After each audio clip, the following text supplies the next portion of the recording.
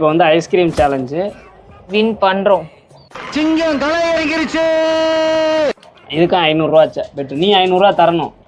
என்னையும் மதிச்சு 1 ரூபா 2 ரூபா கிடையாதுடா. 500 ரூபா கட்ட பத்தியா பெருமையா இருக்கா? ரெடி 1.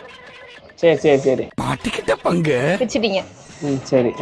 நம் ராஜதந்திரங்கள் அனைத்தும் வீணாகிவிட்டதே. ரெடி 1 2 3. என்ன பேப்பரோட திங்கிற? ஐயோ ஆள் தெரியல போட்டு நாங்கெல்லாம் சிங்கத்தோட உண்ணாக்க வெட்டுக்குன்னு பிடிங்க திங்கிறீங்கடா.